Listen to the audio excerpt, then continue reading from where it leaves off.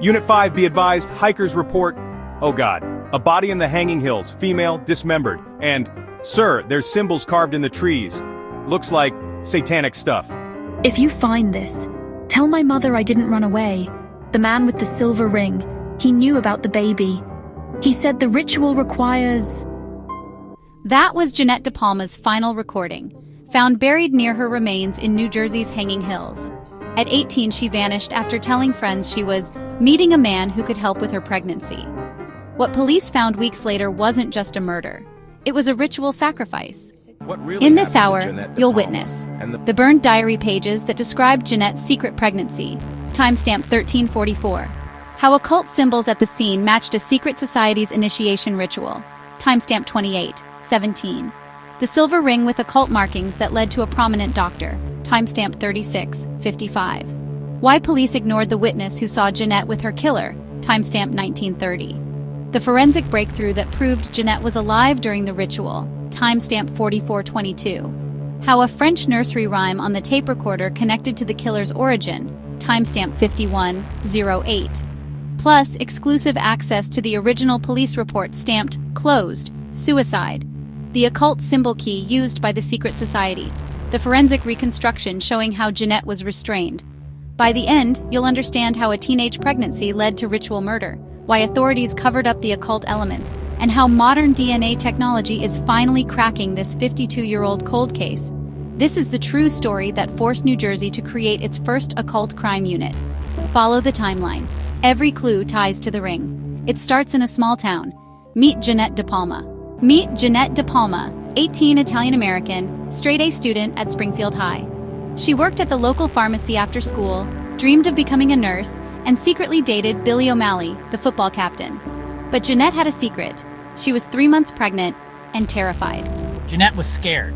Said this doctor knew about the baby. She showed me a business card. Dr. Laurent, special care for special cases. I told her not to go, but she said he's my only chance. We never found that card. And Billy's alibi for the night she vanished? Watching TV alone. Convenient.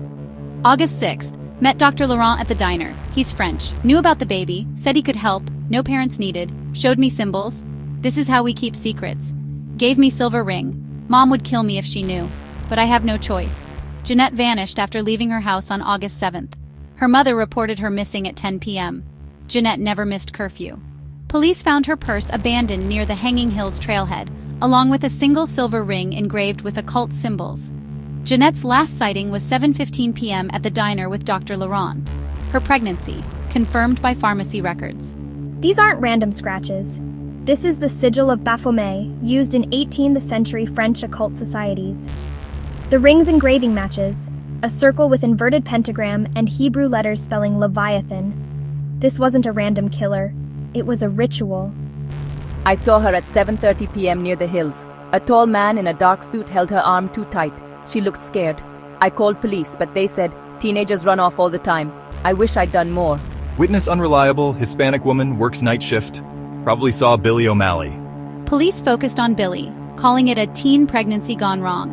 But the ring told a different story. The ring's micro-engraving would later point to El Devi. What hikers found weeks later would change everything. When hikers found Jeanette's remains, the scene suggested something beyond homicide. Dr. Laurent wasn't helping Jeanette, he was recruiting her. His special care was a front for a secret society called the Children of Leviathan. They believed sacrificing pregnant women during the dog days of August would grant immortality. Jeanette wasn't the first. Records show 3 similar disappearances in 1969 and 1971, all pregnant teens near water sources. When hikers found Jeanette's remains on August 24th, the scene was horrifying. Dismemberment, occult symbols carved in trees, ritual elements, salt circle, black candles, French nursery rhymes scrawled nearby. Victim was alive during dismemberment. Traces of chloroform in lungs. Wounds show hesitation cuts. Killer was inexperienced at first. Jeanette's hands were bound with silk rope, expensive, not common in 1972.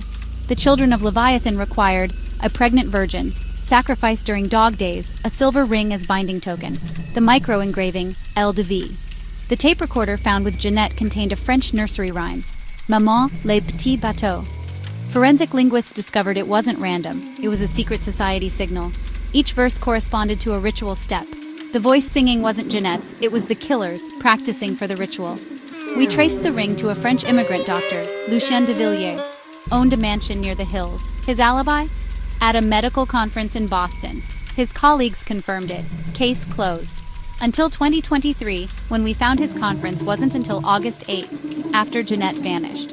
Why did police ignore the occult evidence? Because de Villiers had connections. The mayor was his patient. The police chief attended his society meetings. The coroner was his golf partner. One officer, Frank Rossi, couldn't let it go.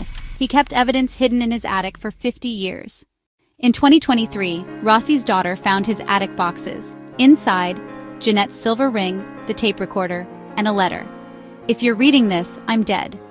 De Villiers paid off the chief. I hid the evidence because they threatened my family. The ritual requires a witness to live, so de Villiers let me see everything. I recorded it all. Find the chamber beneath his mansion. Forensic testing proved Rossi's recording was authentic and contained de Villiers' voice singing the nursery rhyme. I barely knew the girl. Probably ran off with some boy. These satanic panics are hysterical. Then explain why your ring's micro-engraving matches this. The ritual requires a witness to live. Rossi saw everything. I let him live to spread the story. Police searched de Villiers' mansion and found a hidden chamber beneath the wine cellar. Inside, ritual altar with bloodstains, a ledger listing victims' names and donation amounts, surgical tools with Jeanette's DNA. The final proof, a silk rope identical to the one binding Jeanette with de Villiers' fingerprints. I was hiding in the trees that night, saw de Villiers lead Jeanette to the altar. She fought him, screamed about her baby. He said, the ritual requires sacrifice. Then I can't describe what he did. I ran home and recorded everything. Knew they'd kill me if I spoke. So I stayed silent. For 50 years, I've heard her scream. Modern forensic testing tied the tools and ledger to Jeanette. The attic evidence reopened the case and unmasked the network. De Villiers died before trial, 2022, but his conviction was posthumous. The case exposed a bribery network involving 7 officials. All lost their pensions. Rossi died peacefully in 2023, knowing justice was served. At the Hanging Hills trailhead, a memorial lists Jeanette's name. Each August 7th, people leave silver rings and French nursery rhyme books.